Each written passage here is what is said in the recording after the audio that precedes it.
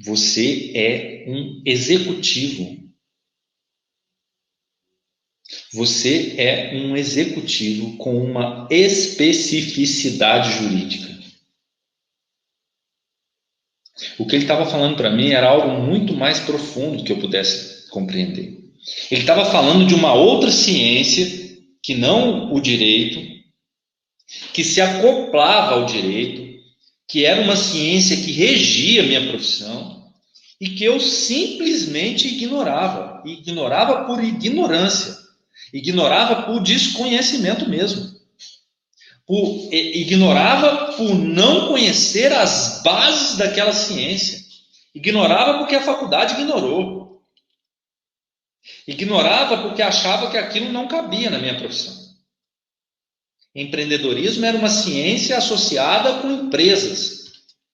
Eu tinha uma advocacia solo naquele momento, eu advogava sozinho. Como é que eu podia ser uma empresa? Eu não tinha nem um CNPJ, como é que eu podia ser uma empresa? A ignorância da ignorância. E eu me achava um doutor, vestido num terno elegante, falando juridiquês, vivendo de ilusão, de castelo de areia, que era derrubado a cada audiência, a cada desrespeito que com o magistrado, né, que o magistrado tinha, alguns, né, ou o próprio Estado, né, quando ficava ali horas sentado num banco de madeira aguardando por uma audiência, mas firme e resoluto no meu terno e no meu juridiquês. O meu amigo, ele encerrou a conversa dizendo para mim o seguinte: o caminho do sucesso da advocacia, infelizmente no Brasil, não passa pela academia, não passa pelas salas de aula das nossas faculdades de direito. Faça como eu. Busque por você mesmo a ciência que rege a sua advocacia. E eu te garanto que você vai ter sucesso na advocacia. Eu fiquei impressionado com aquelas palavras.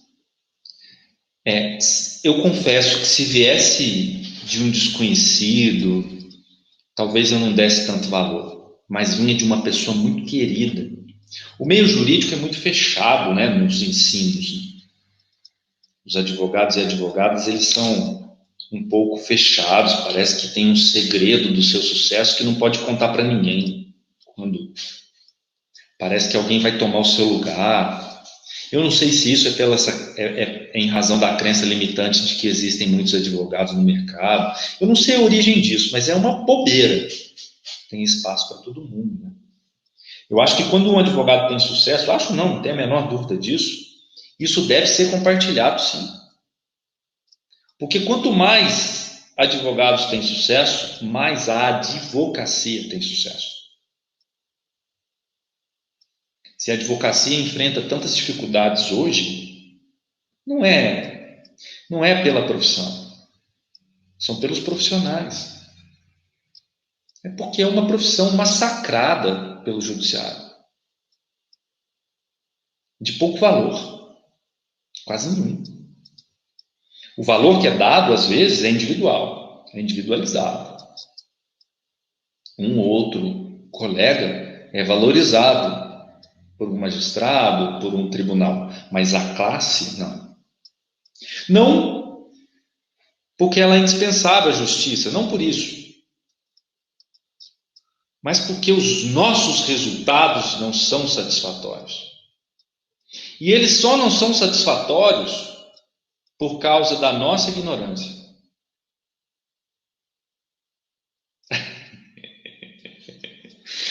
Não, doutor, não, não, não, isso é comum.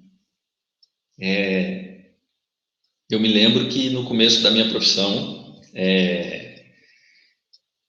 eu sempre fui, eu sempre fui muito curioso, então eu sempre perguntava para os advogados mais experientes, né?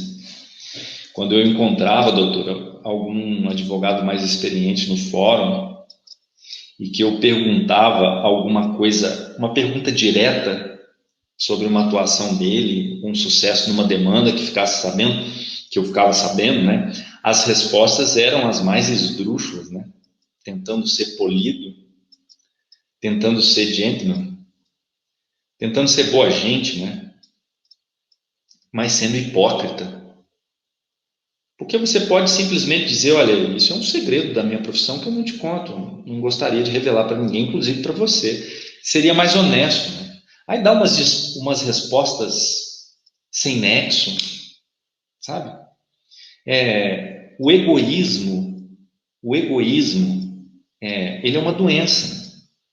A psicologia trata disso. Uma das profissões mais egoístas, onde tem mais egoístas, é a advocacia, né? Porque aí eu não sei, talvez a origem desse egoísmo, a origem é humana, né? É do ser humano. Isso é inato do ser humano. Se um advogado é egoísta na advocacia, ele é egoísta na vida como um todo. Mas o egoísmo profissional, ele demonstra uma pequenez. Uma pequenez, por quê? Porque quanto mais a advocacia cresce, quanto mais nós compartilhamos conhecimento, né, nós vamos colher isso com uma advocacia mais forte. Infelizmente. Nós não encontramos hoje, não é muito comum encontrar na advocacia, hoje o digital mudou muito isso. Mas não é comum a gente encontrar na advocacia colegas que compartilhem o seu sucesso. É comum a gente encontrar colegas que compartilhem o seu fracasso, que reclamem do magistrado, que reclamem da morosidade. Mas não é comum quando ele tem sucesso em uma área. Ele guarda isso para ele, né? Porque parece que a doutora vai copiar. Né? Quando o caminho é largo, o sucesso profissional ele pertence a todos. Nenhum advogado vai conseguir copiar o outro. Isso é impossível. Isso é uma atividade cognitiva. Hoje, na consultoria, por exemplo, o que mais conta são as suas competências comportamentais. Como é que você copia uma competência comportamental? Não tem jeito. Como é que você copia a criatividade? Se você tenta copiar a criatividade, isso se chama plágio, né? Então, assim, não existe, infelizmente, a advocacia vai acordar para isso, né? Que quanto mais a gente compartilha, mais a gente cresce. Né? Então, o dia que esse amigo meu me disse, trate a sua advocacia como um negócio, estude o empreendedorismo jurídico, a minha ficha caiu. Aí eu comecei a observar alguns colegas,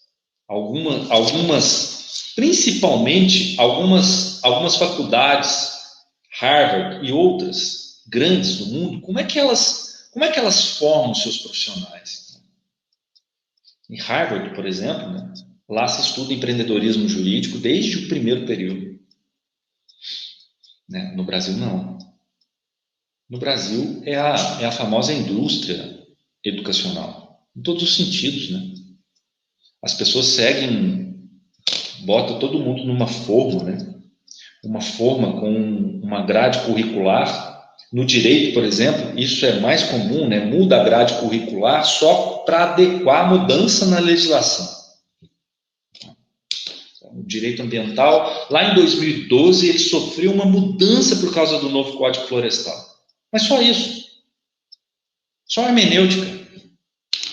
E a mudança na sociedade? Né? E o avanço tecnológico da sociedade?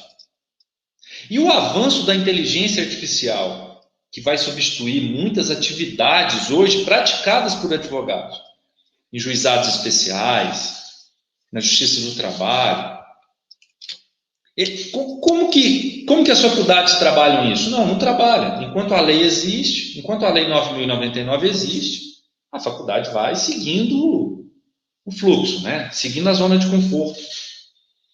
E aí, o mercado vai ficando comprometido porque nós somos aquilo que nós pensamos.